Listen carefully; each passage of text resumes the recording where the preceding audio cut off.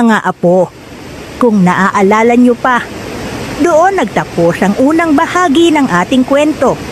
Nang si Mayumi, sa gitna ng unos, ay tumalon mula sa talon ng Lagaslas kasama ang kanyang Lola Rosa na naging amalanhig.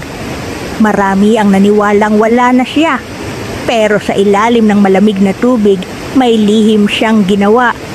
Nilunok niya ang itim na bato, ang batong pinagmula ng sumpa ng kanyang lahi. Iyon ang nagbigay sa kanya ng buhay at kapangyarihang hindi na dapat sa tao. Nang matagpuan siya ni Daniel kinabukasan, buhay si Mayumi, ngunit iba na. Matamlay sa araw, mahimbing sa tulog, ngunit sa gabi ay gising at tila may inaamoy sa hangin. Sa kabilugan ng buwan, sa init ng kanyang dibdib, unti-unti siyang nagbago. Tumalim ang mga kuko, pumula ang mata, at ang balat niya'y tinubuan ng maiitim na balahibo. Ang dating magandang tinig ay napalitan ng nakaririnding huni. Tik, tik, tik. At sa gutom ng kanyang bagong katauhan, kinain niya ang laman ng mga may sakit, mga naghihingalo. Siya na ang naging bagong nilalang ng gabi.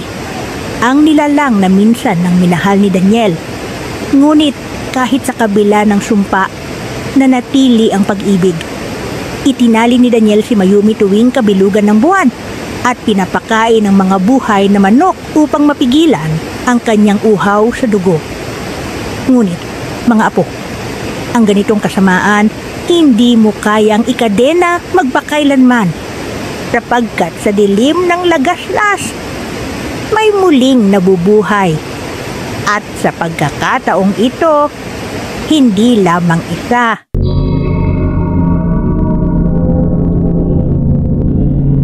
Matapos ang ilang gabing tahimik sa piling ni Mayumi at ng puting bato, isang kakaibang takot ang nagsimulang gumapang sa buong sityo. Isang gabi, hindi na nakabalik ang tatlong mangingisda na lumusong sa ilog Lagaslas. Ang kanilang mga bangkay natagpo ang palutang-lutang. Walang tao, walang huli, ngunit may bahid ng dugo sa mga gilid ng bangka. Sa simula'y inakala ng mga taga-sityo na nalunod lang ang mga ito.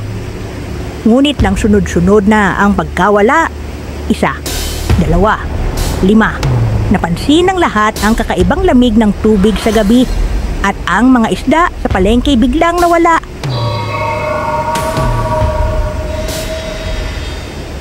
Pati na rin ang mga alagang hayop, mga aso, kambing, at maging ang mga baboy na nakatali.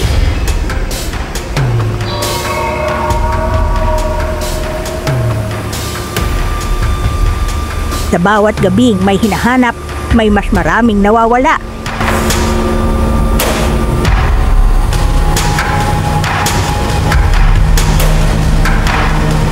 Hanggang sa isang gabing masama ang panahon, isang lasing na mangingisda ang nakaligtas.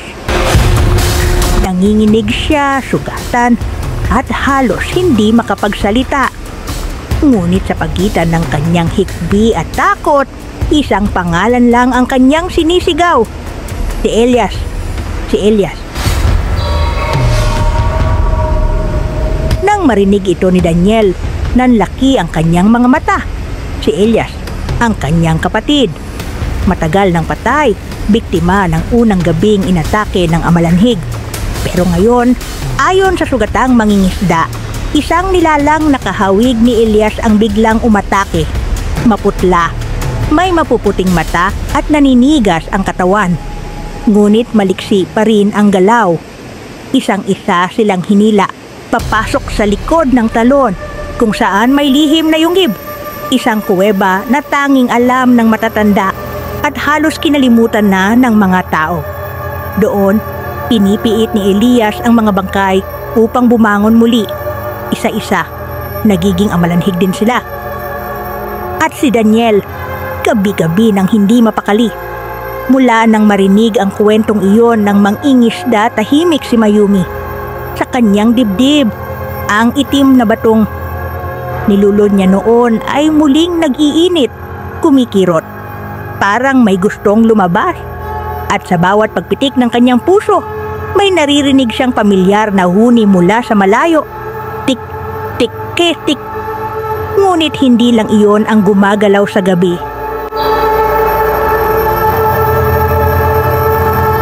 Sapagkat sa kuweba sa likod ng talon, may mga matang unti-unting nagbubukas. 1, 2, 3, at sa gitna nila,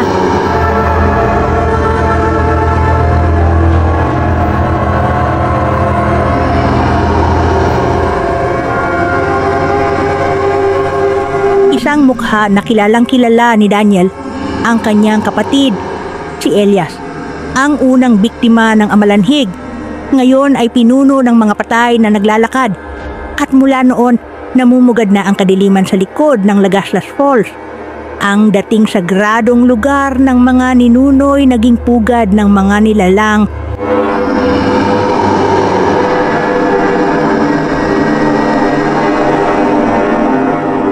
Na hindi nabuhay, ngunit ayaw ding mamatay. At sa bawat gabing may nawala, isang bagong amalanhig ang nadaragdag. Tahimik silang gumagalaw sa gabi. Mabagal, ngunit hindi mapipigilan.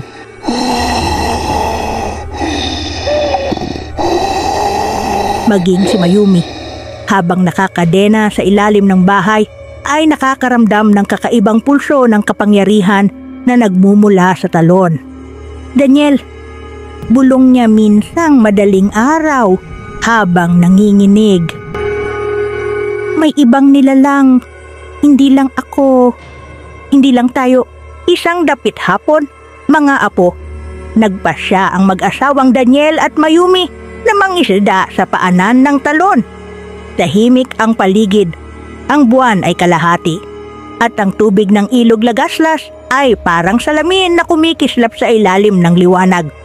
Naririnig nila ang mga kuliglig, ang lagaslas ng tubig, at ang tunog ng lambat na unti-unting binababa ni Daniel. Tahimik lang si Mayumi, nakaupo sa gilid ng bangka, habang nakatingin sa talon, parang may hinihintay. Hangin lang sana ang dumadaloy sa gabi, ngunit bigla siyang napatigil. Daniel, mahinang wika niya. Si Elias ba yun? Sabay turo sa itaas ng talon. Napatingin din si Daniel sa direksyong tinuturo ng kanyang asawa. Sa pagitan ng ulap ng ambon at ng manipis na liwanag ng buwan, may isang aninong nakatayo. Payat, tuwid, at hindi gumagalaw. Si Elias walang ekspresyon ang mukha, para bang pinagmamasdan sila. Ilang segundo bago pa sila makapagsalita. Naglahong parang usok sa gilid ng talon. Napapitlag si Mayumi, napahawak sa dibdib. Muling kumirot ang itim na batong nasa ilalim ng kanyang balat. Tila may kumakalabit sa kanyang kaluluwa.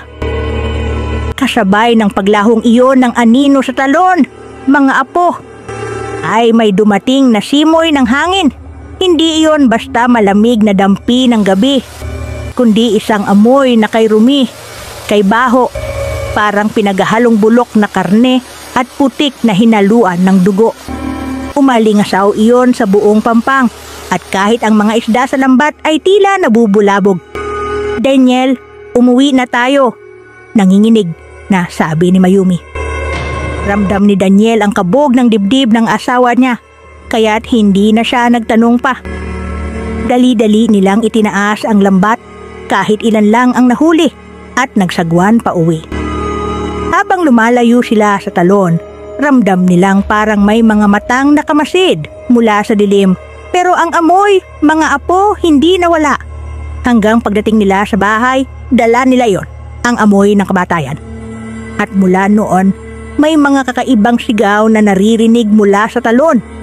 Mga tinig na garalgal nagmumula sa likod ng talon, parang gutom na nagmamakaawa. Dahil sa takot, natigil ang pangingisda. Ang mga bata ay nagugutom. Ang mga inay nag-aalala. At ang mga matatanda ay nananalangin na bumalik ang katahimikan.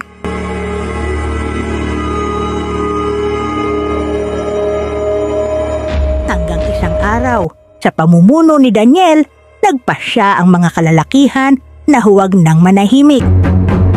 Kung saan nanggagaling ang baho at kadiliman, doon tayo pupunta. Mariin niyang sabi. Gabi iyon, madilim ang paligid at tanging mga sulo ang ilaw. Habang palapit sila sa talon, mas lumalakas ang alingasaw. Mas lumalalim ang ingay ng tubig. At tila ba may humahalo ritong mga tinig na nagmumula sa ilalim. Mga tinig na pamilyar, boses ng mga nawawala. Tulungan niyo kami. Matapos ang pag-akyat sa gilid ng rumaragasang talon, natuklasan ni na Daniel at ng kanyang mga kasama ang isang lihim na lagusan. Isang kuweba na tila sinadyang itago ng kalikasan. Ang hangin sa loob ay malamig, mabigat at amoy kamatayan. Bawat hakbang nila'y may kasabay na alingaw-ngaw ng mga boses habang binabaybay nila ang madilim na daan, tanging ilaw ng sulo ang gabay. Sa dulo ng makipot na daan, doon nila natuklasan ang napakalaking bunganga ng kuweba na nakatago sa likod ng talon ng lagaslas, na ang kahit ang pinakamatandang kasama nila ay hindi alam ang lihim na kuweba. Nang pagliko ni Daniel sa isang malaking bato, doon niya nakita ang isang aninong nakatalikod, maliit, payat, tila bata. Nanginginig ang kamay ni Daniel habang itinaas ang sulo. Elias!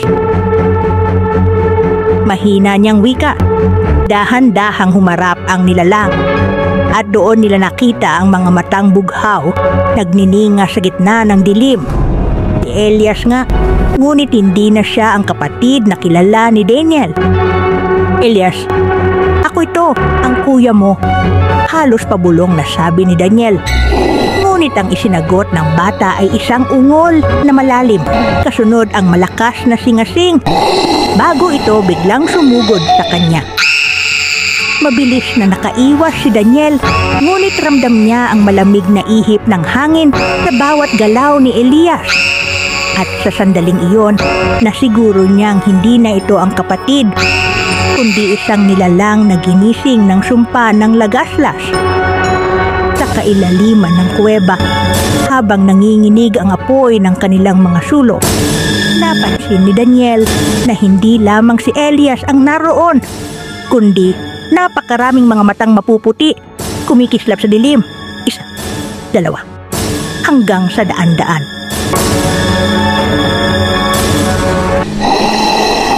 Mga mata ng mga buhay na patay, mga amalanhig, mga baboy damo, mga aso. Lahat ay halatang nilamunan ng sumpa ng lagaslas.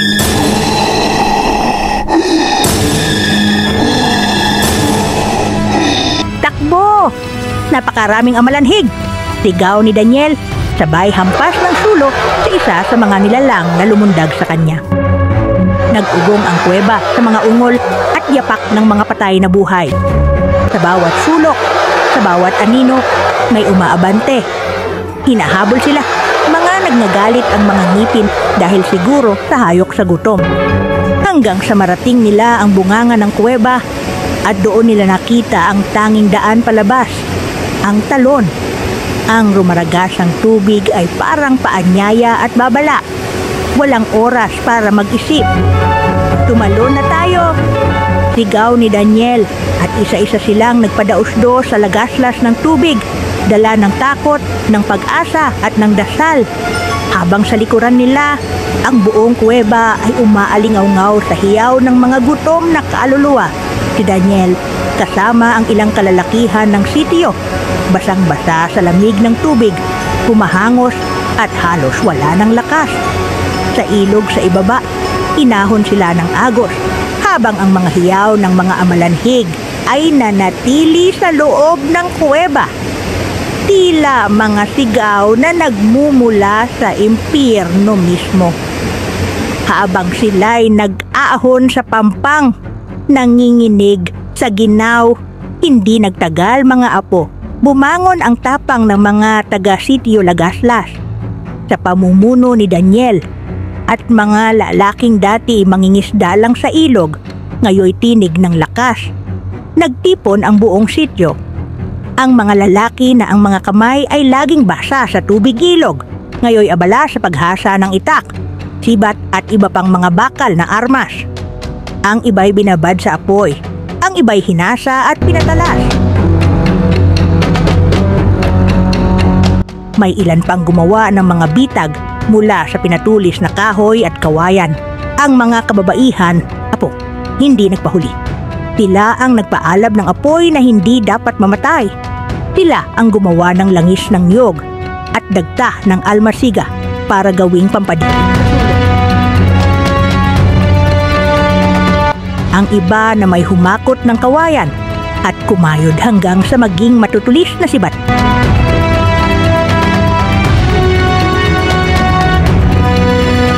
Isang gabi, bago patuluyang bumagsak ang kadiliman, nagtipon ang lahat sa gitna ng sitio. Nakatayo si Daniel sa harap, hawak ang itak at sulok. Sa tabi niya, ang mga taga-sitio, bawat isa'y may hawak na naglalagablab na sulo at armas. Mga kababayan, wika ni Daniel, hindi tayo ang unang umatras, hindi tayo ang unang tatakbo. Sa sandaling sumalakay ang mga nilalang na iyon, sasalubungin natin sila. At doon, sabay-sabay sumang-ayon ang buong baryo, buo ang loob. Walang nagdadalawang isip. Kahit ang hangin noon ay amoy takot, mas nangingibabaw ang tapang. Pagdating ng hating gabi, sumalakay ang mga gutom na nilalang. Mula sa gubat, umalingaw-ngaw ang mga yabag ng mga patay. Mga amalanhig na naglalaway sa gutom, nagngangalit ang ngipin at humihinga ng malamig na hangin. Ngunit ngayong gabi, hindi na takot ang sumalubong sa kanila, kundi apoy. Ngayon, sigaw ni Daniel, sabay sabog ng apoy mula sa mga sulok. Nagniningas ang hangin habang sinasalubong nila ang mga halimaw. Ang mga kawayan tumusok sa laman ng mga patay.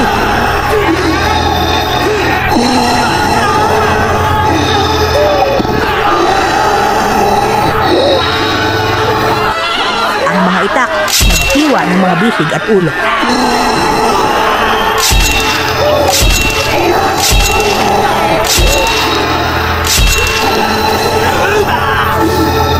Ngunit kahit tinamaan, bumabangon pa rin ang ilan sa mga amalanhig para silang hindi nauubos.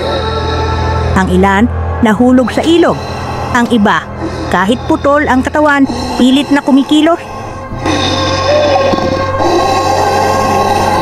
Ngunit mga apo, kahit anong tapang ng mga taga-sitio Lagaslas, tila walang katapusan ang mga gutom na patay na buhay. Isa mang amalanhig ay bumabagsak. Marami pa ang sumusulpot mula sa dilim. Parang mga aninong niluwal ng lupa, umahon sila mula sa putikan sa mga libingang matagagal ng tahimik. Ang hangin ay mabigat sa amoy ng agnas at ang lupa dumadagundong sa kanilang pagdating.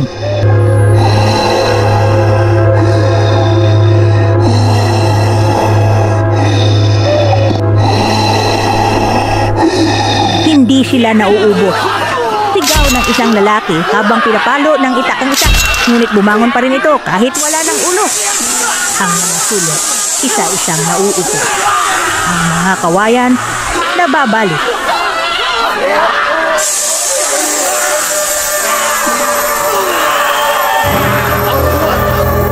Maging ang mga aso ay nagsisiksikan sa takot. Doon na naalala ni Daniel ang gabing halos ikamatay niya noon. Ang gabing sinalakay siya ng lola ni Mayumi, ang amalanhig na nagmula sa laman ng kanyang asawang minamahal. Naalala niya kung paano siya nakaligtas noon sa simpleng paraan. Umakyat kayo sa puno. Sigaw ni Daniel, halos mabasag ang kanyang boses. Isara ninyo ang mga pintuan. Huwag ninyong hayaang makapasok. Isa-isa, nagtakbuhan ang mga tao.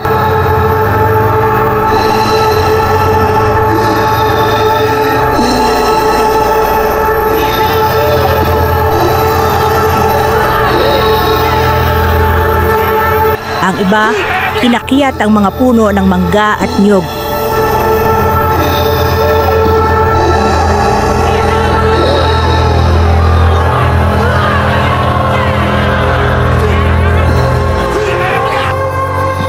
Ang mga kababaihan nagsiksikan sa loob ng bahay. Pinagtitibay ang mga pinto gamit ang mga kahoy at tali. Habang sa labas, patuloy ang pagdaing ng mga amalanhig, kumakalmot, kumakalampag sa mga saradong pintuan at bintana, umuungol at dumadaing.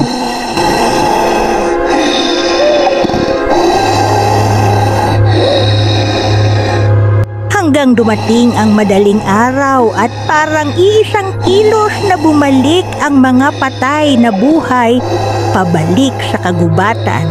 Natapos na ba? Tanong ng isang matandang lalaki.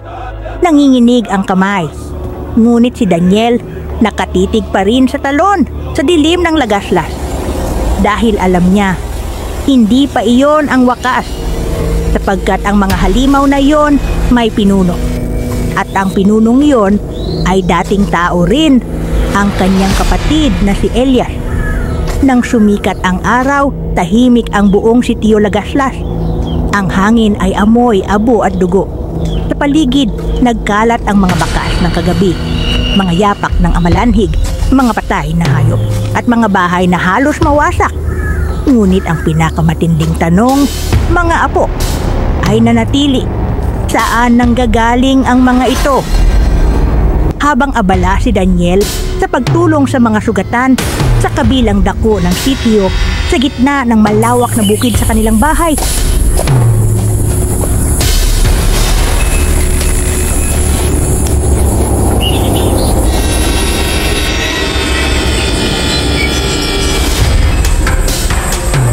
si Mayumi na may tahimik lang sa gilid. Maputla, malalim ang mga mata at tila may dinidinig na hindi naririnig ng iba. Sapagkat sa bawat hampas ng hangin, may bulong siyang naririnig. Isang pamilyar na tinig. Mayumi, anak. Napahinto siya. Ang boses na iyon, malambing pero malamig. Nakapikit siya at sa likod ng kanyang mga talukap, nakita niyang muli ang karimlan. Ang parehong dilim na nilamon siya noong siya'y nalunod sa ilog, Lola Rosa, mahinang usal ni Mayumi. At mula sa kanyang isipan, parang sumulpot ang imahe ng kanyang lola.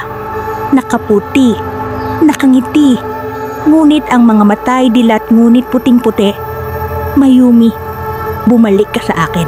Marami pa tayong dapat tapusin. Lola, ikaw ba ang bumubuhay sa kanila? Nanginginig na tanong ni Mayumi. Ngunit bago pa siya makasagot, naramdaman ni Mayumi ang matinding kirot sa kanyang dibdib. Ang itim na bato sa ilalim ng kanyang balat, kumikirot, kumikislap, at tumitibok ng mabilis. Mula roon, may dumadaloy na tinig, ang parehong tinig ng kanyang Lola Rosa, ang amalanhig na dating sinabayan niyang mahulog sa talon. Kasabay ng paggising niya mula sa bangungot ang pagtapik ni Daniel. Doon niya naunawaan, mga apo, na ang mga amalanhig na lumalabas sa kanilang mga hukay ay hindi basta multo. Sila ay pinapatawag ng kapangyarihan ng itim na bato, ng sumpang kanyang nilunok. At sa tuwing magigising ang bato, nagigising din ang mga patay. Daniel, mangiyak-ngiyak niyang sabi, "Ako ang dahilan. Ako ang tinig na gumigising sa kanila." At nang marinig iyon ni Daniel, natigilan siya. Tinitigan niya si Mayumi, ang babaeng kanyang pinakasalan, at ngayon ay pinagmumula ng lahat ng lagim. At habang yakap niya si Mayumi, umiiyak sa pagitan ng takot at awa, bumulong siya. "Lalaban tayo, Mayumi, hanggang sa dulo," bulong ni Daniel. Bago pa man lumubog ang araw, nagtipon ang mag-asawa sa gitna ng baryo. Si Daniel dala ang sulot itak at si Mayumi nakabalot ang liig sa puting bato ni Tata Teryo. "Mayumi," bulong ni Daniel, "kung kailangan mong lumaban, lumaban ka. Nandito ako."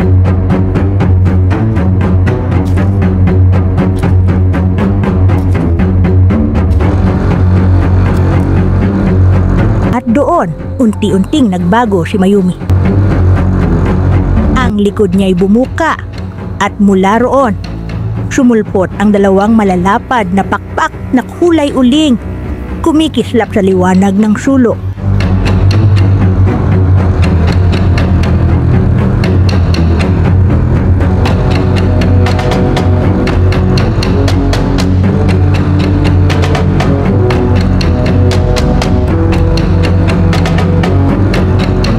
Ang kanyang mga kuko'y humaba tumalim. Ang mga mata niya'y nagbagang pula. Hindi kagutuman ng halimaw, kundi apoy ng isang nilalang na handang ipagtanggol ang minamahal. Tumindig siyang parang reyna ng gabi. May halimaw sa kanyang anyo, ngunit tao pa rin ang tibok ng puso. Nakabukas ang malalapad na itim na pakpak. Nanginginig ngunit nakatayong tuwid. May mga kadena sa bawat kamay na para bang gamit sa pakikipaglaban. Ang mga taga-sityo ay napaatras sa takot sapagkat ngayon lang nila nakita ang ganitong anyo ni Mayumi. Misteryoso, nagbabaga ang mga mata. "Makinig kayo," sigaw ni Daniel, nakataas ang sulok.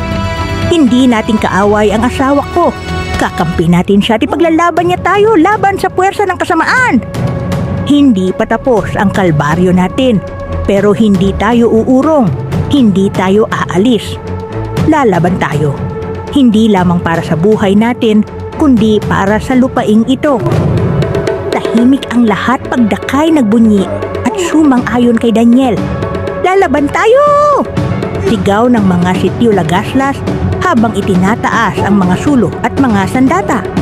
Biglang ang mga aso ng buong sityo Lagaslas, sabay-sabay, umalulok na parang may nakikitang hindi nakikita ng tao. Mahahaba, basag, at puno ng takot ang kanilang tahol. Apo, ang hangin ay biglang nag-iba. Hindi iyon simpleng amoy ng putik o bulok na hayop. Hindi rin amoy ng laman na pinagkaitan ng buhay.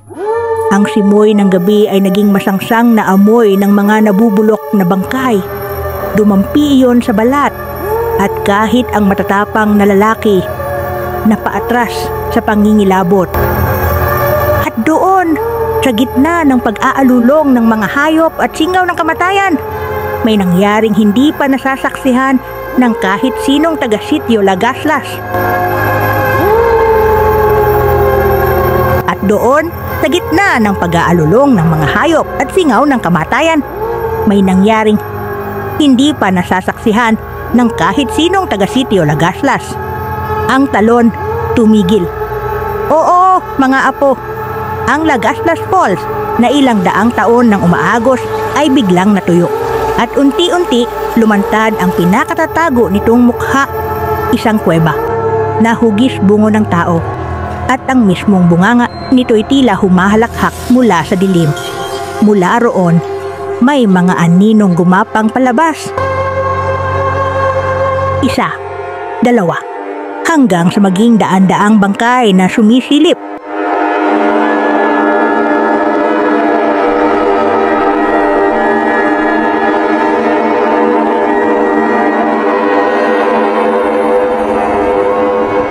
Isa-isa silang tumalon sa ilog.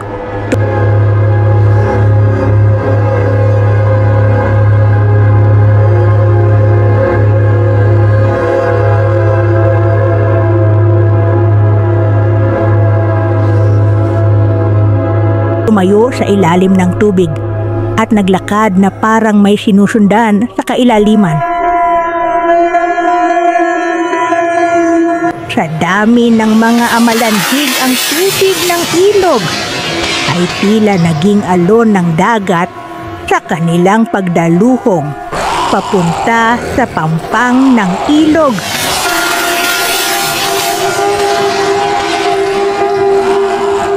Ngunit kakaiba ako, hindi sila tumatakbo patungo sa mga tao.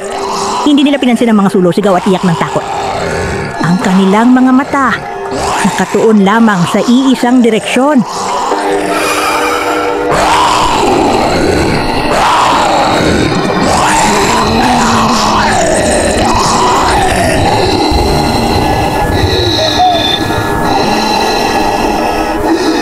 papunta kay Mayumi.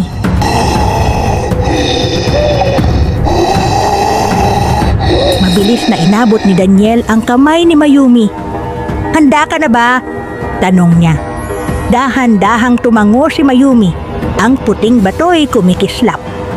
At doon, nagsimulang lumabas ang kaunting lakas na nagmumula sa loob niya.